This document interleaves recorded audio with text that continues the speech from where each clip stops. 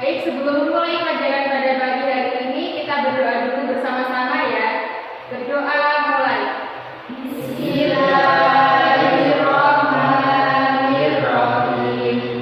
Raditu billahi rabban wa bil islami dinan wa bi Muhammadin nabiyyan wa rasulan. Rabbi zidni ilma warzuqni fahma waj'alni min ibadikas sholihin. Amin. Baik anak-anak, sebelum memulai pelajaran, Bu Guru mau tanya, di sini ada yang tidak masuk? Alhamdulillah. Jadi sekarang kita langsung memulai pelajarannya ya. Materi kita pada pagi ini adalah cerpen. Nah, dengan materi pada pertemuan kali ini, Bu Guru harap kalian bisa menemukan unsur-unsur dari cerpen dan bisa membuat cerpen sendiri. Nah, di sini ada yang sudah tahu belum apa itu cerpen? Saya. Iya, Mbak Lia? Cerpen itu singkatan dari cerita pendek. Betul, kita sekali. Jadi cerpen itu singkatan dari cerita pendek ya. Definisi lebih lengkapnya, cerpen merupakan suatu karya sastra dalam bentuk tulisan yang mengisahkan sebuah cerita fiksi lalu dikemas secara pendek, jelas, dan ringkas.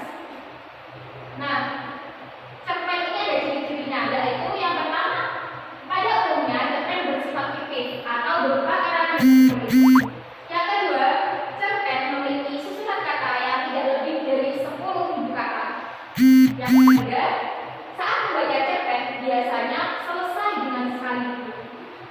Yang keempat, cerpen memiliki diksi atau pilihan kata yang tidak rumit sehingga mudah dipahami oleh pembaca. Selanjutnya, kisah cerita pada cerpen biasanya berasal dari peristiwa dalam kehidupan sehari-hari. Dan terakhir, karakter tokoh pada cerpen sangat sederhana. Lanjut ke unsur intrinsik dari cerpen. Nah, sebuah cerpen atau cerita pendek memiliki suatu unsur pembentuk yang harus ada di dalam cerpen itu sendiri. Unsur intrinsik inilah yang akan membangun kisah cerita yang ingin disampaikan oleh penulis. Dari unsur intrinsik ini sendiri ada 7 ya. Yang pertama ada tema. Tema ini menjadi unsur utama yang ingin disampaikan oleh penulis kepada para pembacanya. Yang kedua ada alur. Nah, alur ini adalah urutan peristiwa dari sebuah cerpen. Alur sendiri dibagi menjadi 3, yaitu alur maju, mundur, dan alur campuran. Alur maju itu berarti kisah ceritanya itu dari masa lalu ke masa depan. Jika alur mundur dari masa depan ke masa lalu, dan jika alur campuran itu perpaduan antara kedua itu ya. Lanjut ada latar atau setting. Latar merupakan penjelasan mengenai tempat, waktu, dan suasana. Yang keempat ada tokoh. Tokoh ini adalah pemeran yang diceritakan dalam sebuah cerpen. Nah, tokoh ini sendiri dibagi menjadi 2, yaitu tokoh utama dan tokoh pendukung. Selanjutnya ada watak. Watak ini adalah gambaran sifat dari para tokoh yang tadi. Nah, watak ini dibagi menjadi 3, yaitu protagonis, antagonis, dan pritagonis. Protagonis itu berarti pemeran tokoh itu memiliki sifat yang baik, sedangkan antagonis memiliki sifat yang jahat, dan pritagonis itu memiliki sifat yang jahat. Yang keenam ada sudut pandang. Nah, sudut pandang ini berarti cara pandang pelawak saat menceritakan kisah pada sebuah cerpen. Sudut pandang ini sendiri bagi menjadi 3, yaitu sudut pandang orang pertama, sudut pandang orang kedua, dan sudut pandang orang ketiga. Sudut pandang orang pertama itu biasanya memakai kata aku, saya, dan sebagainya. Nah, jika sudut pandang orang kedua biasanya memakai dia. Selanjutnya, sudut pandang orang ketiga itu berarti penulis serba tahu. Yang terakhir ada amanat.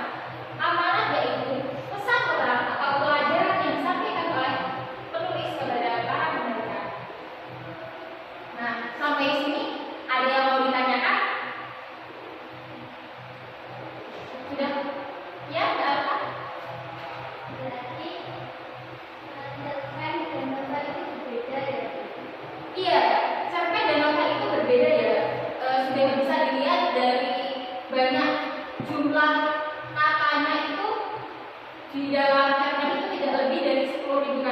Sedangkan biasanya novel itu sampai puluhan ribu bahkan ratusan ribu bahkan juga ada yang seterusnya. Ada yang mau ditanyakan lagi? Baik. Sekarang ibu punya permainan nih buat kalian, yaitu namanya ular naga panjang. Nah, sekarang minta tolong kursinya dibentuk menjadi huruf P ya. Ayo berdiri.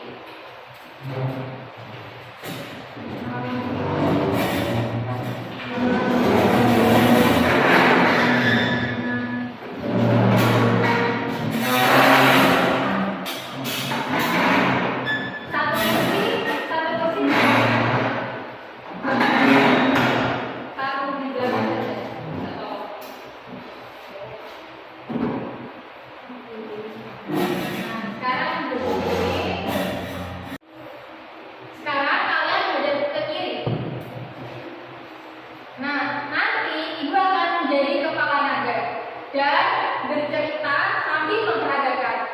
Tugas kalian adalah memperagakan apa yang ibu peragakan, dan jika nanti ibu cerita sampai pada kalimat guru, kalian langsung rebutan tempat duduk ya. Karena nanti yang tidak dapat tempat duduk akan menjadikan ibu menjadi kepala naga dan bercerita. Paham semuanya? Paham. Baik, itu akan mulai. Pada suatu hari, Ani pergi ke sekolah menggunakan sepeda pada pukul 7 pagi. Ternyata sampai sekolah ia sudah terlambat karena di kelas sudah pada masuk semuanya. Dan akhirnya ia mendapat hukuman dari guru. Kalian sekarang hadap kiri lagi. Nah, ingat ya, kata kuncinya tadi apa? Iya. Ayo silakan dimulai. Aku dan ibuku akan membuat kue, dan ibuku membutuhkan terigu. Aku disuruh ibuku pergi ke pasar, cuma menggunakan sepeda. Di jalan, aku ketemu dia. Baik. Jadi anak-anak, karena kita sudah mendapatkan dua cerita dari permainan itu, sekarang kita membandingkan dua cerpen yang sudah kita dapat ya. Jadi sekarang kursinya silahkan ditata kembali yang rapi seperti tadi.